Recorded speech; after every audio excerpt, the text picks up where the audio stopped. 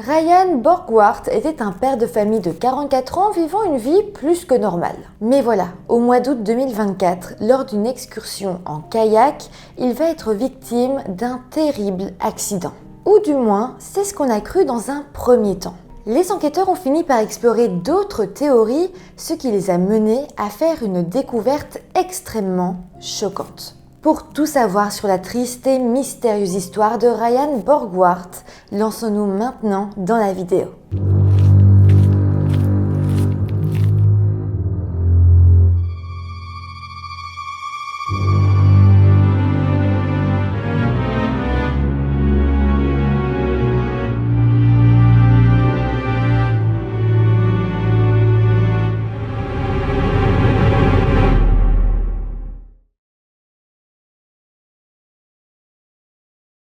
Hello tout le monde, j'espère que vous allez bien. Aujourd'hui, je vous retrouve avec une vidéo très particulière.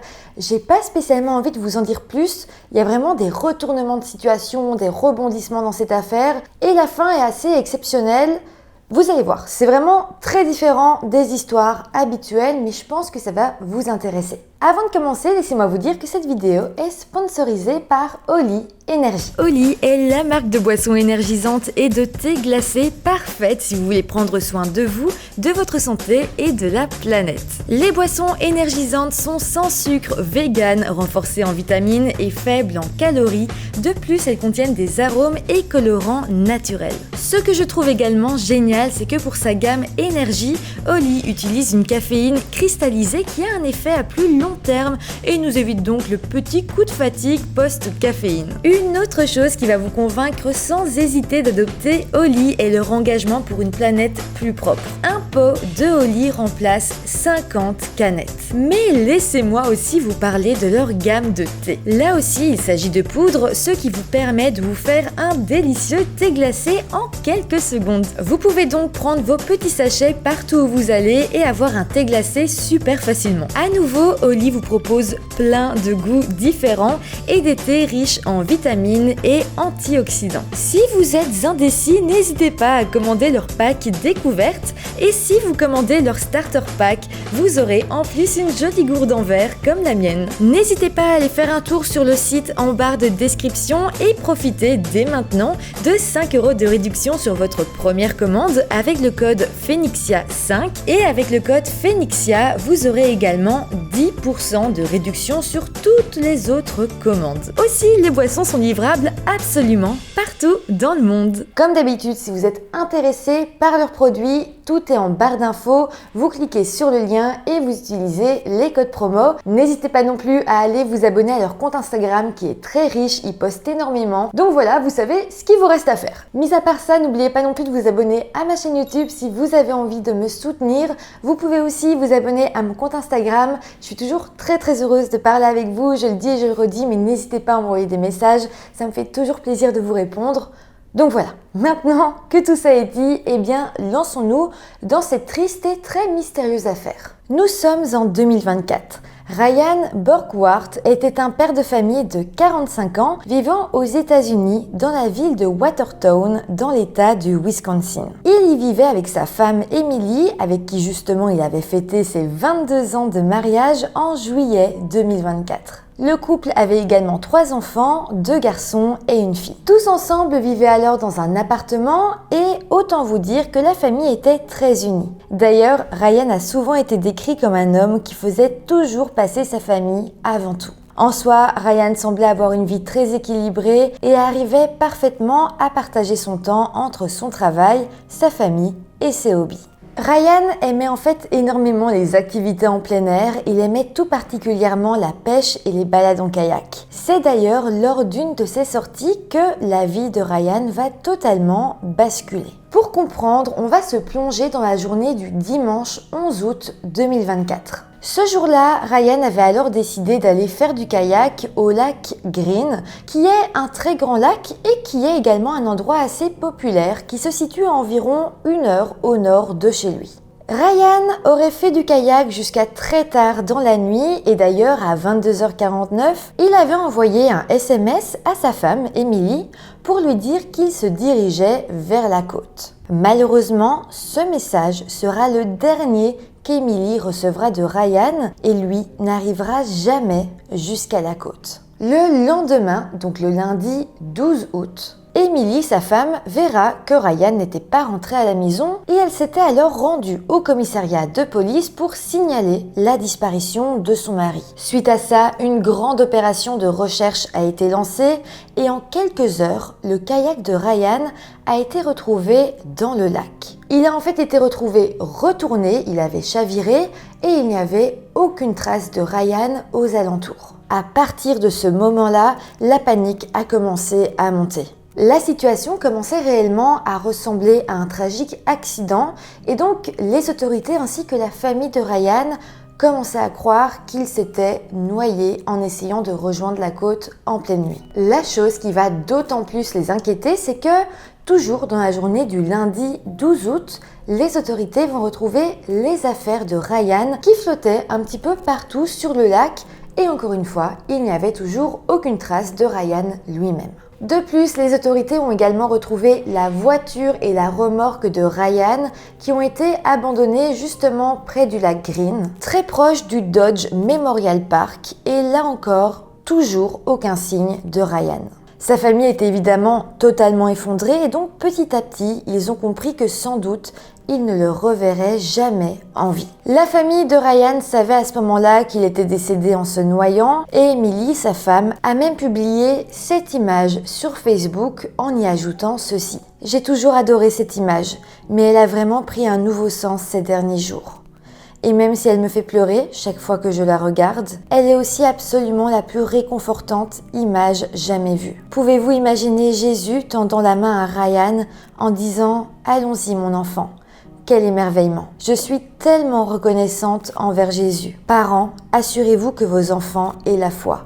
Amenez-les à l'église, chantez des chansons sur Jésus, priez, faites des dévotions, c'est tellement important. Bon là c'est assez clair, Emily semblait très croyante, mais en tout cas cette foi qu'elle avait lui a permis de relativiser la situation, lui a permis d'arriver plus facilement à aller vers le deuil, lui a aidé à donner un certain réconfort à ses enfants et ça c'était quelque chose qui était évidemment important pour elle et comme je l'ai dit, ça l'a aidé à faire son deuil parce que réellement elle pensait et elle savait même que son mari était mort, ce n'était pas possible autrement. Alors, du côté des autorités, ils ont également compris que la situation était grave et ils ont alors lancé une opération de recherche plus vaste, dont une recherche approfondie du lac. Ils y ont donc envoyé des plongeurs et des chiens pisteurs ont même parcouru le tour du lac au cas où ils sentiraient l'odeur de Ryan. De plus, l'association Bruce's Legacy, qui est une organisation à but non lucratif dédiée à la récupération des victimes de noyades, a aidé à la recherche. Grâce à eux, des technologies de recherche très poussées ont d'ailleurs pu être utilisées. Pour vous dire, ils ont déployé un équipement sonar pour scanner les profondeurs du lac, profondeur qui atteignait tout de même plus de 60 mètres dans certaines zones. Mais bizarrement, même avec ces recherches extrêmement poussées, le corps de Ryan n'a pas été retrouvé. Suite à ça, des bénévoles sont alors arrivés pour essayer d'aider à la recherche. D'autres plongeurs ont essayé d'aller explorer les profondeurs du lac. Évidemment, tout avait déjà été fouillé, mais comme on ne retrouvait rien, on se disait qu'on allait fouiller une deuxième fois, peut-être encore plus minutieusement. En tout, dites-vous que la recherche a duré près de 8 semaines et malgré ça, aucun signe de Ryan n'a été trouvé. C'est tout de même assez étrange et donc petit à petit, les autorités ont commencé à reconsidérer la théorie de la noyade et ont essayé de trouver d'autres théories probables. Finalement, au début du mois d'octobre 2024, l'affaire va être complètement renversée, elle va être chamboulée grâce à de nouvelles preuves qui vont arriver. En fait, la police a découvert que le passeport de Ryan Borgward avait été utilisé le lendemain de sa disparition. C'est totalement fou parce que cette découverte voudrait dire ou laisse suggérer qu'il ne se serait pas noyé lors de sa balade, mais qu'il aurait peut-être quitté le pays le lendemain de sa disparition et donc potentiellement simulé sa mort. Suite à ça, l'ordinateur portable de Ryan a été saisi et analysé par des experts et là encore des résultats assez troublants vont être révélés. On apprendra notamment que Ryan avait récemment remplacé le disque dur interne de son ordinateur et qu'il avait effacé l'historique de tout son navigateur. Mais là encore, c'est pas grand chose à côté de l'autre découverte que les autorités vont faire. En fait, ils vont découvrir que Ryan était en communication depuis un certain temps avec une femme vivant en Ouzbékistan, qui est donc un pays situé en Asie centrale. Dans ses messages, cette femme insistait assez souvent pour que Ryan quitte tout ce qu'il avait et qu'il aille la rejoindre dans son pays. Cette femme allait même jusqu'à imaginer des plans assez élaborés pour l'aider à quitter son pays. On va aussi découvrir que Ryan avait également transféré une grande somme d'argent sur un compte bancaire et en plus de ça, il avait assez récemment souscrit à une assurance vie d'une valeur de 375 000 $.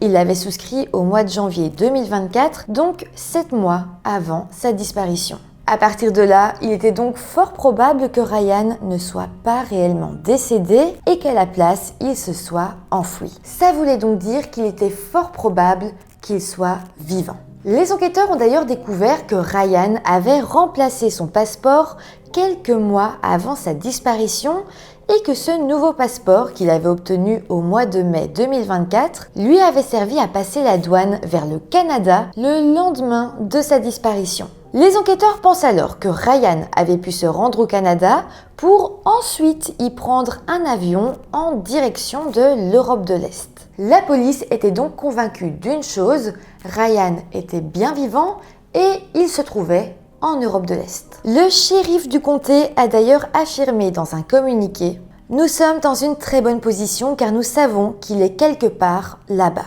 D'ailleurs, plus tard, le shérif s'est directement adressé à Ryan à la télévision et il a déclaré: Ryan, si tu m'écoutes, s'il te plaît, contacte ta famille.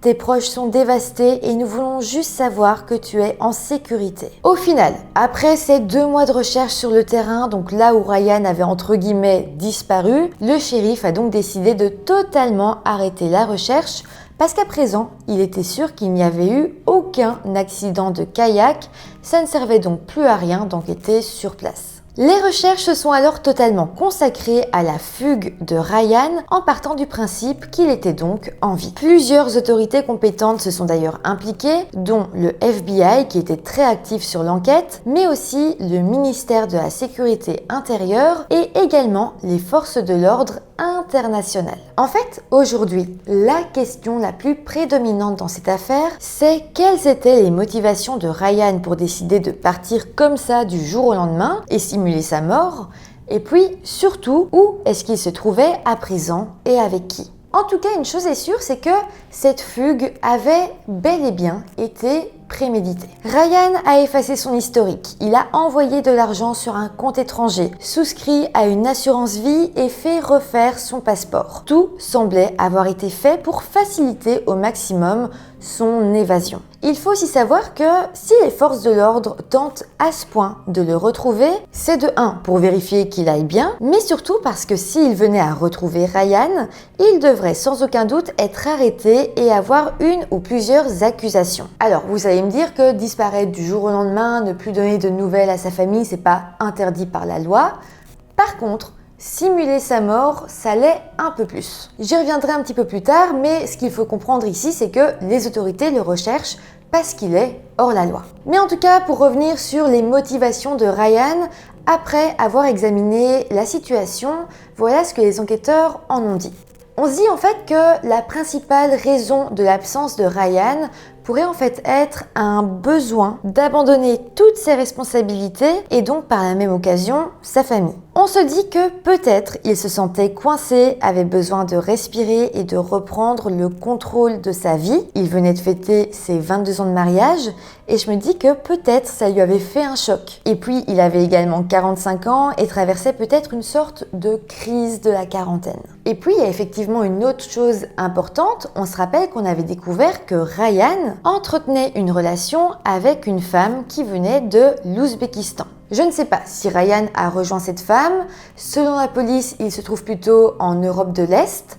Mais je me dis que peut-être elle a joué un rôle important dans cette histoire. En fait, il est possible que flirter avec une autre femme, discuter avec elle, imaginer partir de son pays, ça lui ait donné des idées et ça lui ait donné l'impulsion de quitter le Wisconsin et de quitter sa famille. Une autre chose qui est également très importante à noter, c'est le fait qu'il ait souscrit à une assurance vie juste avant sa disparition. Il savait qu'avec ça, sa famille hériterait d'une somme d'argent assez conséquente, ce qui, d'un côté, nous prouve que oui, il a décidé de partir, de recommencer sa vie loin d'eux, mais que malgré tout, il avait quand même décidé de faire un dernier geste pour eux, pour qu'ils soient sûrs qu'ils s'en sortent. Mais bon, on va se le dire, ce qu'il a fait n'est ni plus ni moins que de la fraude à l'assurance. D'ailleurs, je vous avais dit qu'on y reviendrait, mais donc, comme je vous l'ai dit, il n'est pas interdit de disparaître, mais simuler sa mort, par contre, n'est absolument pas légal. Dites-vous bien que lorsque quelqu'un simule sa mort, les conséquences sont vraiment lourdes, tant sur le plan juridique que financier. Tout d'abord, l'une des principales accusations auxquelles une personne peut être confrontée lorsqu'elle simule sa mort, c'est la fraude, qui peut donc prendre de nombreuses formes, et comme c'est le cas ici, il y a donc une fraude à l'assurance vie, et la somme est vraiment conséquente parce que l'assurance vie était de 375 000 $. Mais ce n'est pas tout parce que en essayant de simuler sa mort, et en laissant son kayak et ses affaires derrière lui, Ryan pourrait être accusé d'entrave à la justice ou d'utilisation abusive des services d'urgence. D'ailleurs, un membre de l'association Bruce's Legacy a déclaré « Le temps et les ressources consacrées à cette affaire auraient pu être utilisés pour aider d'autres familles dans le besoin. » Et puis aussi, si Ryan est retrouvé à l'étranger, et je le rappelle, on pense qu'il se trouve en Europe de l'Est, peut-être qu'il y est sous une fausse identité, et donc selon le pays où il se trouve, il pourrait faire face à des procédures d'extradition, parce qu'on est assez sûr qu'il se trouve sur un territoire de manière totalement illégale. Dans le sens où je ne pense pas qu'il ait fait toute la procédure, demander un visa, etc., pour habiter dans un autre pays, pour quitter les États-Unis, pour travailler autre part. Il n'y a pas de trace de ça. Au final, pour toutes ces raisons, si Ryan est retrouvé et ramené aux États-Unis, il pourrait alors être condamné à une peine de prison ou à de lourdes amendes. Et puis, en plus des conséquences pénales, il aurait très probablement aussi des répercussions personnelles et sociales vis-à-vis notamment de sa famille qui vit un véritable enfer depuis sa disparition. Mais c'est vrai que d'un autre côté, si Ryan est caché dans un pays ayant des accords d'extradition moins coopératifs, comme par exemple le Ouzbékistan, il pourrait effectivement échapper peut-être indéfiniment à la justice. Mais en tout cas, une chose est sûre, c'est qu'aujourd'hui, les forces de l'ordre demandent à toute personne qui aurait la moindre information sur la localisation de Ryan de se manifester. Et puis, ils ont également tenu à souligner le fait que la famille de Ryan avait désespérément besoin de réponses. D'ailleurs, parlons-en de sa famille. Quand ils ont compris que Ryan pourrait être encore en vie et avoir délibérément organisé sa disparition, ils sont passés par énormément d'émotions et on peut le comprendre. Emily, sa femme, ainsi que ses 3 enfants ont tout d'abord été extrêmement tristes. Pendant des semaines, ils ont cru qu'il s'était noyé et ils ont dû faire face à leur deuil et accepter qu'il était décédé. Et là, des semaines plus tard, alors qu'ils commençaient tout juste à accepter la situation, ils ont dû faire face au fait que Ryan n'était pas là, qu'il était parti, qu'il les avait quittés et avait simulé sa mort. Je pense sincèrement que c'est presque impossible ou même totalement impossible d'imaginer ce que sa femme, ce que ses enfants ont pu ressentir à ce moment-là. Ça a été pour eux évidemment un véritable choc et ils ont ressenti un énorme sentiment de trahison mêlé à de l'incompréhension, de la tristesse et de la colère. Emily, sa femme, a d'ailleurs décidé de ne pas parler publiquement tellement elle était dévastée. Par contre, un ami proche de la famille a déclaré ceci. Emily a l'impression de faire à nouveau son deuil, mais cette fois, ce n'est pas seulement sa mort, c'est la mort de la vie qu'ils avaient ensemble. Les 3 enfants de Ryan sont eux aussi très choqués et surtout en âge de bien comprendre ce qu'il se passe. Les plus jeunes étaient encore au collège, mais le plus grand est déjà au lycée et selon leurs proches, tous les 3 ont beaucoup de mal à assimiler la nouvelle. Mais ce qui va aussi être très compliqué à gérer pour la famille, en plus déjà de toute la charge émotionnelle, c'est le coût financier de tout ça. Ils ont dépensé énormément d'argent pour essayer de retrouver Ryan et le pire c'est qu'à présent, la justice envisage de leur demander le remboursement de tous les frais déboursés par les autorités. Mais c'est toujours pas fini parce qu'aujourd'hui, la famille doit également faire face à la possibilité que quelqu'un peut-être proche d'eux a aidé Ryan à disparaître. Franchement, si j'étais Emily et que mon mari m'avait quitté comme ça sans rien dire pour changer de vie, j'aurais déjà du mal à refaire confiance par la suite. Mais là, elle doit vivre avec le fait que peut-être quelqu'un autour d'elle l'a aidé à disparaître. Peut-être que quelqu'un connaît des informations et lui ment. Vraiment, ça doit être horrible et extrêmement difficile à vivre. Alors, il faut savoir que je pensais terminer ma vidéo maintenant. Je n'avais pas plus d'informations à vous donner. Mais une nouvelle vient finalement de tomber et très récemment, le 11 novembre 2024, Ryan aurait pris contact avec les autorités d'un pays de l'Europe de l'Est et leur aurait dit qu'il était en sécurité mais qu'il ne comptait pas rentrer chez lui. Il n'en a pas vraiment dit plus. Par contre, il a publié une vidéo, cette vidéo existe, je vais vous la mettre, où on le voit. Il est effectivement bien, il paraît en bonne santé et ce qu'il dit c'est quand même assez troublant quand on sait tout ce qu'il s'est passé. Good evening, it's Ryan Borgward. Today, hello Matt. Today is November 11th. It's approximately 10 a.m. by you guys. I'm in my apartment. I am safe, secure, no problem. Hope this works. En tout cas, le chef de l'enquête aux États-Unis a déclaré ceci. La bonne nouvelle, c'est que nous savons qu'il est vivant et en bonne santé. La mauvaise nouvelle, c'est que nous ne savons pas exactement où se trouve Ryan. Il n'a pas encore décidé de rentrer chez lui. À présent, Noël arrive et c'est vrai que sa famille espérait qu'il rentre pour les fêtes de Noël, qu'il retrouve la raison, qu'il décide de rentrer, de leur faire la surprise. Personnellement, j'ai un peu de mal à y croire. Il s'est mis dans un sacré bourbier, je pense qu'on peut le dire. Et je ne sais pas si un jour, même s'il a envie de revoir sa famille, il osera retourner aux États-Unis. Voilà. En tout cas, ce qu'il a fait est juste atroce. Je pense qu'il y a d'autres moyens de laisser une relation, de laisser sa famille. Déjà, de laisser sa famille, c'est atroce. Mais je pense qu'il y a quand même d'autres moyens que ça. Ça a été très égoïste de sa part et totalement criminel même. C'est pour ça que je voulais en parler aujourd'hui. N'hésitez pas en tout cas à me dire en commentaire ce que vous en avez pensé. Je vous dirai si un jour on a plus d'informations par rapport à ce cas, si un jour Ryan rentre aux États-Unis ou si réellement on arrive à l'arrêter. En tout cas, n'hésitez pas à mettre des petits pouces en l'air si la vidéo vous a intéressé. N'oubliez pas d'aller en barre d'infos si vous êtes intéressé par les produits Holy Energy. Et sinon, moi je vous dis à très bientôt pour une toute nouvelle vidéo. Bye!